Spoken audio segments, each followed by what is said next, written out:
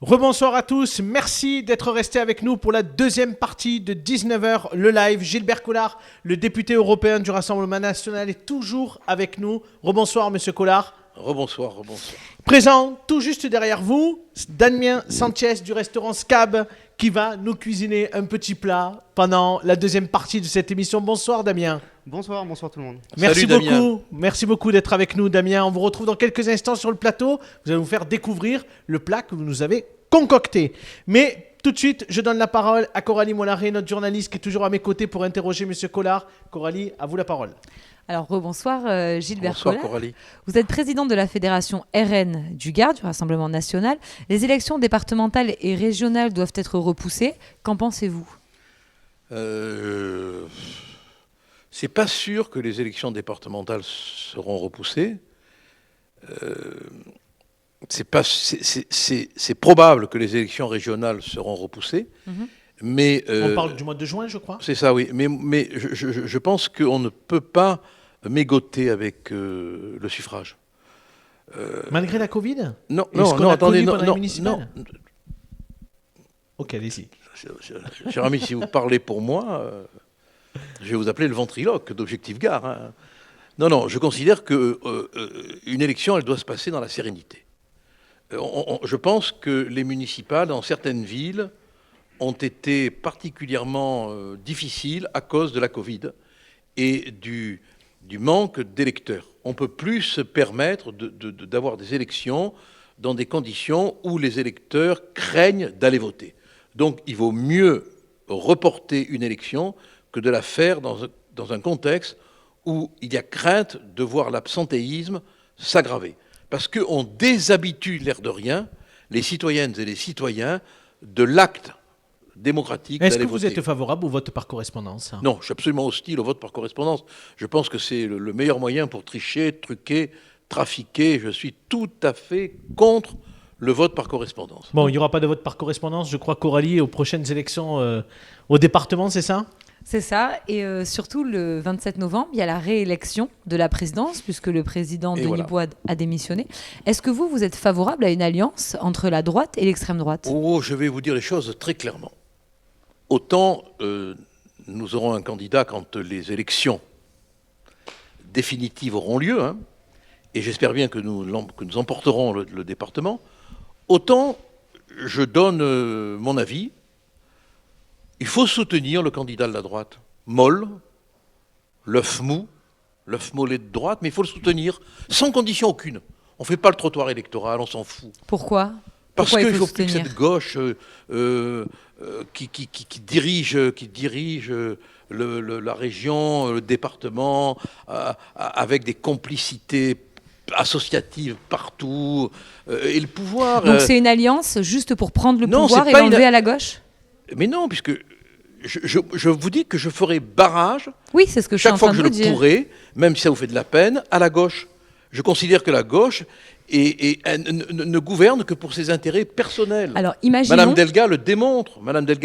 Elle n'écoute personne, elle n'entend personne, il n'y a pas de démocratie. Donc, il faut faire barrage à ces gens-là. Donc, Alors- j'appelle à soutenir le candidat de la droite sans rien lui demander. Donc pas de vice-présidence, pas de... Rien, simplement pour faire barrage à cette gauche.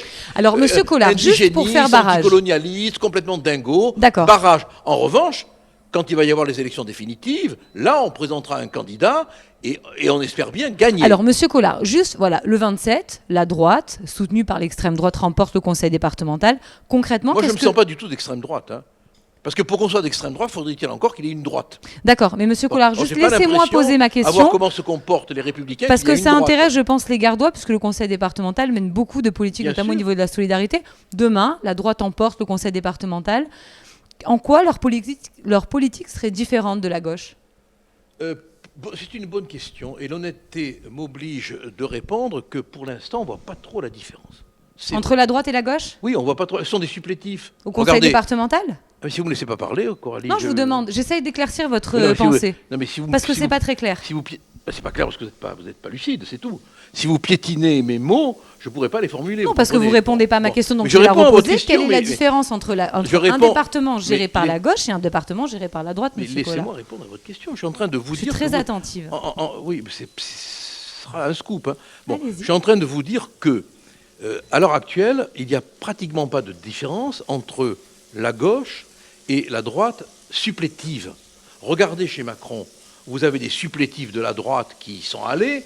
Bon, on va pas Darmanin, on va pas tous les énumérer. Bon, et vous avez des supplétifs de la gauche qui y sont allés. Bon, donc, Mais monsieur Collard, donc, parlez-nous du Gard, vous êtes gardois. mais c'est la même chose dans le Gard. C'est exactement la même chose. Qui est supplétif de Denis Bois ou Alexandre Pissas? Le département, il est aux mains de la gauche parce que la droite y a mis la gauche. Bon, mais nous, on veut montrer qu'on fait une différence d'espérance Est-ce que entre ça la va- droite et la gauche. Donc, si le candidat de droite aura nos voix. Oui, mais monsieur Collard, Ça a l'air de quand vous même. embêter, Attendez. ça. Monsieur Collard, vous êtes non, ça m'embête pas. Vous êtes un responsable politique. Dans le mot responsable politique, il y a responsable. Ce que les Gardois veulent savoir, c'est aujourd'hui un conseil départemental qui est en charge de la politique sociale, qui est en charge des investissements sur le territoire, qui est en charge de protéger les plus fragiles. Un département géré par la droite. Il n'y a pas que le conseil Quelle serait la départemental qui s'occupe différence des plus fragiles. Mais quelle serait la différence? La différence, c'est Le d'abord... département, c'est le chef de file de la protection non, mais sociale. la monsieur différence, Collard. c'est d'abord qu'il n'y aurait pas de politique de clan. Les copains, les clans, les parcours associatifs où on met du blé pour aider. Mais monsieur Collard, vous vous contredisez. Vous dites à un moment donné que la droite est supplétive de la gauche, et puis là, vous dites qu'on a une politique de clan. On ne comprend pas. Mais la question est Non, mais vous essentielle, comprenez monsieur pas, parce que vous Collard. comprenez pas parce que vous êtes borné. Attendez, Non, si monsieur Collard. vous faites un effort, La vous allez question comprendre. essentielle, Vous allez c'est comprendre. aujourd'hui Je suis un en train de conseil vous expliquer. départemental géré par la droite Mais et la gauche. En quoi c'est Non, mais différent? attendez, C'est important pour les 700 Mais, 000 Gardois qui sont dans le Gard. Écoutez, là, elle parle toute seule. Voilà. Alors je suis là, moi, pour l'écouter. Voilà. Je vous écoute. Allez-y.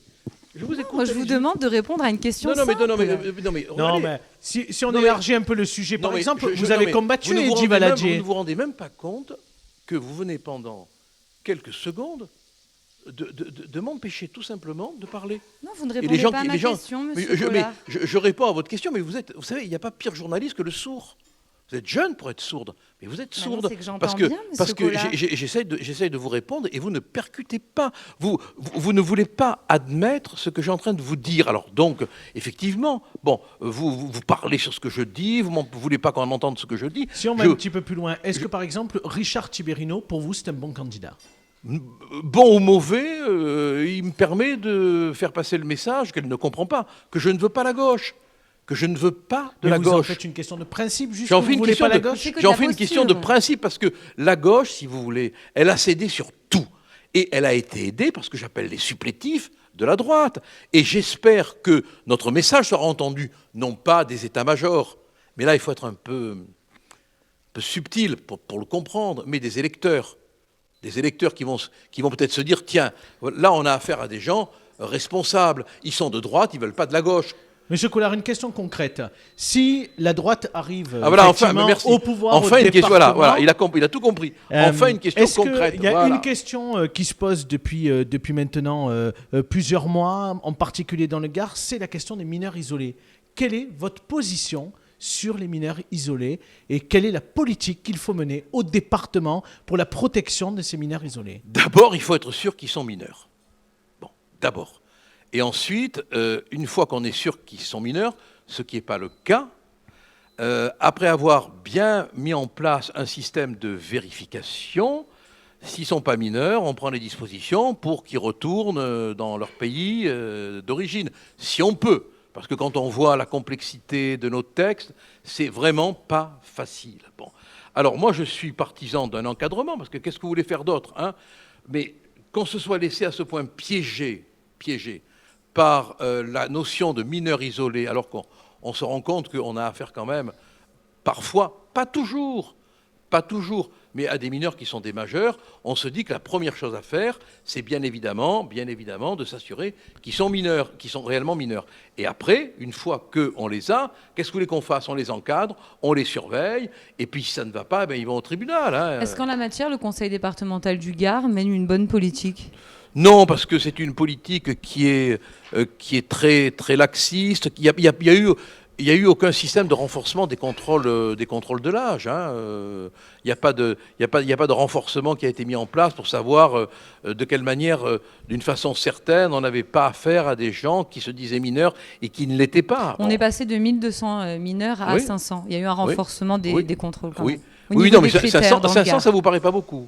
Non, je vous dis pas ça, je vous dis que justement, Mais au départ, il en avait 1200 et que ce chiffre a été ramené à 500 puisqu'il y a eu des contrôles parce qu'on a été là. renforcés. Merci de le reconnaître, parce qu'on a été là, on a fait pression, on a débattu, notamment Nicolas Maisonnet a pris la parole souvent pour le signaler, très récemment encore. Ça vous a pas échappé? Monsieur Collard, juste une dernière question, peut-être parce qu'il aime les devinettes. À votre avis, combien coûte aujourd'hui le budget des mineurs isolés au conseil départemental? Je sais pas, j'ai aucune idée. Moi, je suis pas conseiller départemental.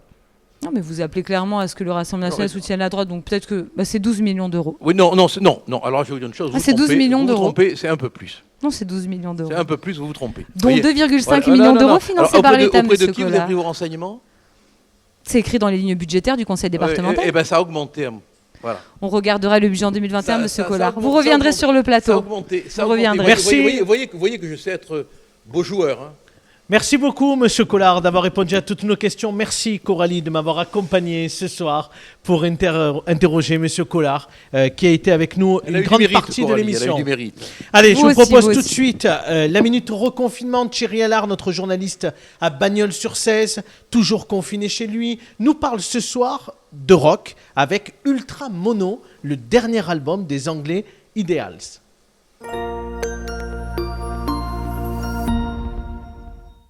Comme lors du premier confinement, Objectif Gare a choisi de ne pas vous laisser tomber, mais au contraire de vous aider à passer ce cap en vous proposant chaque jour un petit conseil culture et divertissement. Du rock aujourd'hui avec le nouvel album des Anglais d'Idols, Ultra Mono. Alors si vous aimez le rock bien brut, engagé, avec des sonorités punk, Idols est fait pour vous. La bande venue de Bristol n'a pas l'habitude de faire les choses à moitié, et c'est le cas sur ce nouvel opus comme sur les deux précédents. Que ce soit au niveau des paroles, très engagées, ou de la musique, sans concession, Ultra Mono a un côté cathartique qui, dans cette époque pas facile à vivre tous les jours, fait du bien. Alors, dans les paroles, Idols brocardent tour à tour les coachs de vie qui vous disent que tout est une histoire de motivation, Donald Trump, les racistes ou les intolérants, et le fait, il ne faut pas oublier qu'ils sont anglais, avec une certaine dose d'humour et d'autodérision qui est pas forcément désagréable. Le groupe le fait également avec une grande énergie et un dynamisme communicatif, un enthousiasme communicatif qui donne une seule envie, celle de les voir sur scène après le confinement.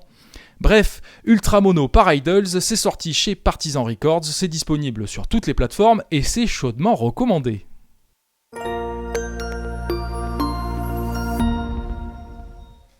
On accueille tout de suite sur le plateau Fred Jumel, le directeur de Paloma. Bonsoir Fred. Bonsoir. Comment ça va Fred ? Ça va bien, ça sent très très bon chez vous. Effectivement, la scène musicale en tout cas est fermée. Mais Fred, comme la semaine dernière, vous allez nous raconter vos meilleurs souvenirs. Mais juste avant, vous avez raison, vous le dites, ça sent très très bon. Monsieur Collard, ça sent plutôt bon, ça va ? Ça sent très très bon, et si on trouve que ça sent bon, c'est qu'on n'a pas l'un des signes de la Covid. Eh bien écoutez, voilà. Damien, c'est quand même une bonne nouvelle. Tout se passe bien ? Tout va bien, oui. Tout va bien. On te retrouve dans quelques instants. Tu nous présenteras le plat que tu as préparé depuis tout à l'heure. Il n'y a aucun problème. Allez, merci beaucoup Damien. Merci. Bon Fred, un des moments qui a marqué l'histoire de Paloma, c'est de ça qu'on parle chaque semaine avec très très grand plaisir. Ce soir, tu veux nous parler d'un festival, je crois. C'est vrai que quand on essaye de retracer les bons moments de Paloma, incontestablement, c'est le festival This Is Not a Love Song. C'est un festival Moi, j'ai dit Chinal, ça, parce que voilà. je ne sais pas le dire. Mais c'est la même chose. C'est un festival qu'on développe depuis 7 ans. C'est un festival qui se déroule fin mai sur 3 jours avec 5 scènes extérieures. On a à peu près 50 groupes de la scène internationale qui se déroulent dans un cadre chaleureux, donc à l'intérieur de Paloma et sur l'extérieur. Et sur l'extérieur. Et avec des retombées mais extraordinaires, des retombées médiatiques mais aussi publiques, autant locales qu'internationales. On sait que toute la presse, mais pas que la presse spécialisée, y compris la presse nation, a dépêché des journalistes à Nîmes pour venir rendre compte de ce festival. Hors du commun, on peut le dire, Fred. C'est vrai que c'est un festival qui attire à peu près 400 journalistes par édition, ce qui est énorme. On a aussi du public qui vient de très très loin, puisqu'on a 20 000 spectateurs par édition, et ça vient d'à peu près toute l'Europe, et bien évidemment les pays frontaliers, mais pas exclusivement. Mais c'est aussi parce que on a une scène et on a une proposition artistique qui est très très singulière. En fait, on propose tous les ans des artistes qui sont dans des niches qu'on n'a pas l'occasion de voir. Et qu'on met à l'honneur à ce moment-là. Voilà, et pour certains, c'est leur premier passage en France, donc c'est toujours des moments très très forts. Est-ce que Fred, tu as une anecdote, quelque chose sur un festival de ces dernières années ?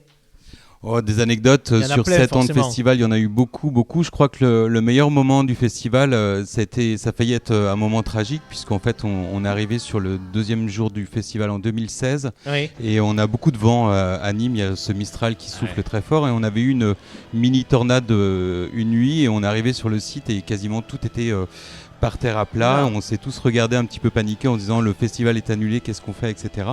Et en fait, tout le monde s'est regardé. Il y a à peu près 300 bénévoles sur le festival, plus beaucoup de salariés. Et en fait, on s'est dit, on remonte le festival. On a tout remonté en 3 heures. Et le festival a réussi à se dérouler. Et donc, du coup, c'est le signe d'une solidarité qui est très très forte, et de l'envie que le spectacle se passe, quelles que soient les difficultés qu'on rencontre. Fred, on en avait parlé précédemment. Effectivement, il y avait une interrogation autour d'un prochain Tinals, une version un peu différente, etc. Alors bien évidemment, la Covid est venue bouleverser tout ça, mais je présume que ça travaille un peu quand même, un peu pour un nouveau festival ou quelque chose qui viendra dans quelques mois, on l'espère le plus tôt possible. Alors la période n'est pas tellement propice pour envisager de remonter un festival en ce moment, mais effectivement quand on voit les images, on se rend compte que le rassemblement humain c'est nécessaire, c'est ça qui permet aux gens de s'évader et de vivre ensemble. Et donc du coup, évidemment, en tout cas si c'est pas ce festival qui se remontera, en tout cas des moments collectifs, c'est quelque chose qui est important à maintenir. Merci beaucoup Fred, une nouvelle fois d'être avec nous chaque semaine, et on se dit mercredi prochain. Là exceptionnellement c'était férié hier, donc on se voit ce soir, mais on se donne rendez-vous à partir de mercredi prochain. Avec plaisir. À suivre sur Objectif Gare ce vendredi à 7h, notre rédaction vous proposera un fait du jour consacré au Nîmes Olympique. Après un début de saison réussi, 8 points pris en 6 matchs, les Crocos sont passés complètement à côté de leur dernier mois de compétition. Il reste sur 4 défaites consécutives. Les voilà désormais 18e et barragistes. Le bilan de ce début de saison finalement contrasté, c'est à lire demain à 7h sur Objectif Gare. Dans quelques instants, c'est Damien Sanchez du restaurant Scab qui va s'installer à mes côtés. Il nous présentera le plat qu'il nous a concocté ce soir, et on va goûter ce plat en direct avec Gilbert Collard. Mais à présent, place à la météo de demain avec Julien Sugier, le fondateur de Météo Gare. Et oui, chaque soir désormais, Julien nous propose le bulletin météo dans le département pour le lendemain. Découvrons donc le temps de demain.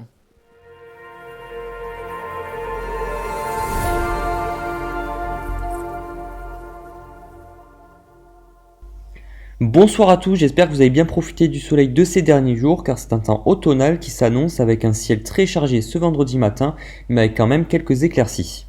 En cours d'après-midi, le ciel se couvre de plus en plus par l'ouest du département, de rares éclaircies sont possibles sur l'est du Gard, comme à Nîmes et Bagnols-sur-Cèze, donc rien à voir avec la journée d'aujourd'hui. Passons à présent aux températures, avec pour les minimales 3 degrés au sommet de l'Égoile, 6 au Vigan, 9 en Garrigue, 11 à Nîmes et jusqu'à 12 degrés au Gros-du-Roi. Les températures maximales en baisse seront comprises généralement entre 16 et 17 degrés, 8 degrés au Montégoal et jusqu'à 18 degrés à Nîmes. Pour terminer, cette photo prise au-dessus du village de Saint-Jean-de-Valérisque, au nord d'Alès, avec cette très belle vue d'une partie des Cévennes. Très bonne soirée à vous et à demain.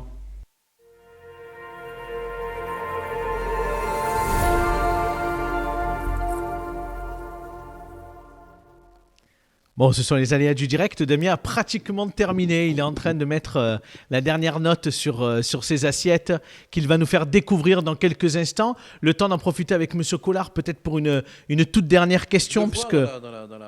Comment ? Dites-moi. Je le vois dans le reflet de la fenêtre. Et alors ? Vous vous trouvez pas mal ? Non, il est bien. Il a son masque. Il n'a pas de toc. Vous me direz, il y a tellement de toqués qu'on n'a pas besoin d'une toque. Ouais. Peut-être un mot, Monsieur Collard, sur Nîmes Métropole. Est-ce que vous suivez un petit peu l'actualité de Nîmes Métropole, les premiers pas de Franck Proust? Est-ce que vous regardez un peu les questions autour du développement économique sur le territoire nîmois? Oui, on sait que vous y êtes attentif, on a beaucoup parlé de vous pour les municipales à Nîmes. Est-ce que vous regardez attentivement ce qui s'y passe? Bien sûr, je m'y intéresse. Bon, je suis Strasbourg et Bruxelles, c'est quand même loin de Nîmes. Hein. Oui, bien évidemment. Mais c'est un ex-député européen, Franck Proust. Bien sûr, oui, mais du reste... il n'y a plus que moi ici, hein, puisque effectivement. Lui il n'est plus là, hein, comme député européen. Bon. Est-ce que vous avez des questions sur le territoire nîmois et peut-être au sens plus large de Nîmes Métropole? Est-ce que, on en avait parlé un peu dans l'interview que vous m'avez accordée dans le magazine, on avait parlé aussi de la défaite du directeur de cabinet de Julien Sanchez, Johan Gillet, qui n'a pas réussi le pari de remporter une nouvelle fois la ville de Nîmes. Est-ce à dire qu'il faut du renouvellement à Nîmes, au Rassemblement national? Ou est-ce que vous pensez que, comme vous l'avez un petit peu dit dans cette interview, peut-être qu'effectivement, Johan Gillet n'était pas suffisamment nîmois? Alors, d'après ce que je vois dans la fenêtre, il faut que vous meubliez encore quelques secondes. Hein. J'ai l'impression qu'il a pratiquement terminé. Ouais. Enfin, regardez, il y a les couverts qui arrivent. Oui, je le vois. Mais, bon, en tout cas, ça sent bon. Non, et franchement, ça a l'air pas trop mal. Voilà, je pense qu'on va se régaler. Hein. C'est bien. Et ça vous permet de ne pas répondre sur Johan Gillet. Non, mais je vais répondre. Non, je vais répondre. Pourquoi? Non, si vous m'autorisez à répondre, je vais répondre. Je vous en prie. Mais Coralie n'étant plus là, sa lettre vous manque et voilà. Et tout est dépeuplé. Tout est surpeuplé. Surpeuplé, d'accord. Bon. Non, c'est pas parce qu'il a été battu. Si chaque fois que quelqu'un est battu à une élection, on disait qu'il faut du renouveau, ça serait vraiment la paralysie de la vie politique. Hein. Moi, je pense personnellement, mais je lui ai dit qu'il aurait tout à gagner à être candidat dans une autre ville. Hein. Oui. Parce que Nice, il y a une ville, par exemple, que vous ciblez, qui vous semble être pertinente à prendre. Moi, j'aurais aimé qu'il soit candidat à Aigues-Mortes. D'accord. Je pense que vraiment, il a le profil du candidat fait pour cette ville, quoi. Hein. Le profil culturel, le profil social. Hein. Je pense que vraiment... C'est une très belle commune, Aigues-Mortes. C'est un homme de culture, c'est un homme de raffinement, et je pense que là, il serait très à son aise. Bon, Nîmes, s'il a envie de continuer à s'y battre, qu'il s'y batte. Hein. Mais moi, je pense qu'il vaut mieux être premier à Aigues-Mortes que dernier à Nîmes. Hein. Enfin bon, maintenant, les élections, vous savez, la vie politique, hein, elle est faite de surprises, d'étonnements. Hein. On n'a plus besoin de meubler, Monsieur Collard. Damien est sur le plateau. On est de bons meubleurs. On est de bons meubleurs. Hein. Damien, vous pouvez prendre votre micro. Bon, j'espère que ça va. Rappelons-le, Damien Sanchez du restaurant Scab, qui nous fait l'immense plaisir d'être avec nous chaque semaine et qui va nous cuisiner pendant la deuxième partie de l'émission et nous proposer quelque chose qu'on va faire découvrir. C'est important de le dire, un clin d'œil que l'on fait aussi bien évidemment aux bars, aux restaurants qui sont fermés.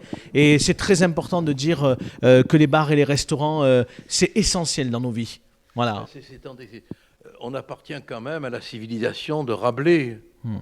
Bon, si on est privé de la table, on est privé du lieu de convivialité. Hein. Damien, comment ça va depuis la semaine dernière? Alors, est-ce que ces plats emportés que vous avez mis en place, est-ce que ça fonctionne bien? Écoutez, ça marche, on est plutôt content. Comme je vous l'avais dit la dernière fois, c'est sûr que ça peut pas tout faire, mais déjà ça nous occupe l'esprit, ça nous permet de nous voir, que ce soit nos clients et nous-mêmes. Et oui, bien sûr. Et puis ça me permet de voir mon personnel. Bon, ça c'est des bonnes nouvelles effectivement, même si on espère, les annonces ont été faites par le Premier ministre Jean Castex tout à l'heure, juste avant notre émission, où pour l'instant, il y a une reprolongation à minima de 15 jours dans les mêmes conditions qu'aujourd'hui. Moi je crois que ça va se prolonger. Hein. Mais y compris jusqu'aux fêtes de Noël, vous pensez? Ah ouais, on en parlait tout à l'heure en dehors du studio. Quoi. On était tombés d'accord tous les deux sur le point que c'est dommage que les règles de distanciation n'aient pas été respectées dans certains restaurants, parce qu'il y a d'autres restaurateurs qui ont eu une discipline parfaite. Hein. Eh oui. Bon, Damien, vous nous présentez ce plat ce soir. Alors dites-nous, qu'est-ce que vous nous avez cuisiné? Alors, C'est encore une fois, ça a l'air magique. Alors ce soir, je vous ai fait du chevreuil. En fait, D'accord. c'est la saison du gibier, bien sûr. Je devais faire au restaurant un menu gibier au mois de novembre. Bon, ça a été un peu, c'est tombé à l'eau. Donc du coup, je me suis dit, allez, ce soir, je vais faire du chevreuil. Je propose aussi du gibier pour mes repas emportés. J'en ai fait la semaine dernière et j'en refais aussi à la fin du mois. Pourquoi vous avez choisi ce plat en particulier? Vous le disiez parce qu'effectivement, c'est un plat que vous aviez mis à la carte au mois de novembre. Mais est-ce que vous avez l'habitude de faire ce plat? On va goûter, hein, Monsieur Collard, hein, peut-être immédiatement. Mais oui, alors goûtons tout de suite. Donc, si vous pouviez accélérer. Ce qu'on va faire, c'est qu'on va goûter pendant que Damien va nous expliquer un petit peu, voilà, effectivement, si c'est un plat qu'il a l'habitude de faire, etc. Allons-y. Laissons-le parler. Hein. C'est ça.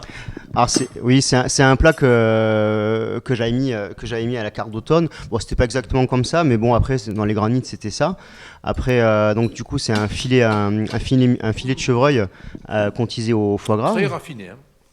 Avec une sauce grand veneur, donc une sauce grand veneur, donc c'est une sauce gibier. Ensuite, et c'est quoi, c'est de l'endive, Damien? Voilà, c'est de l'endive. D'accord. C'est de l'endive. On l'a fait braiser à l'orange et ensuite je l'ai juste fait un petit peu colorer pendant l'émission.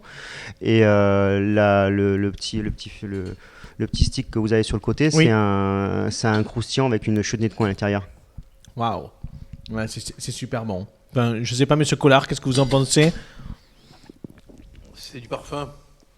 La bonne cuisine, c'est l'art du parfum, quoi. Bon, je veux dire qu'il y a une alchimie des odeurs qui crée une unité gustative. Bravo, non, c'est un art. Hein, et on en a besoin. Un grand cuisinier, c'est un peintre olfactif. Merci. Merci beaucoup, Damien, en tout cas, d'avoir pris vous. le temps de cuisiner, d'être là avec nous dans cette émission, et ça nous touche beaucoup. Et c'est aussi, voilà, encore une fois, même si quelque part c'est toi qui représente aussi l'ensemble de la profession des bars et restaurants, et à travers l'émission chaque semaine, et on veut leur rendre hommage et leur souhaiter bon courage dans cette période extrêmement difficile. Merci de me laisser un petit peu de temps pour Je t'en parler. prie. Et puis et je pense beaucoup à mes confrères parce que je sais que certains c'est un petit peu compliqué, donc je suis de tout cœur avec eux en espérant que ça s'arrange et qu'on arrive à se dépatouiller de tout ça. Merci Damien, on se dit à la semaine prochaine. Merci à tous d'avoir suivi ce nouveau numéro de 19h le live. Je voudrais remercier Romain Curat pour la réalisation de cette émission. Remercier notre rédaction qui s'est mobilisée une nouvelle fois ce jeudi pour vous proposer cette heure d'information en direct. Remercie Monsieur Collard également d'avoir été avec nous tout au long de cette émission. Merci Monsieur Collard. On se donne rendez-vous demain vendredi à 19h. Nos invités, Éric Giraudier, le président de la CCI Gare, et Vincent Bastide, le PDG de chez Bastide Médical. Je vous rappelle que nos journalistes continuent à vous informer en temps réel ce soir et demain tout au long de la journée. Pour ma part, je vous donne rendez-vous donc demain vendredi à 19h. Passez tous une très très bonne soirée.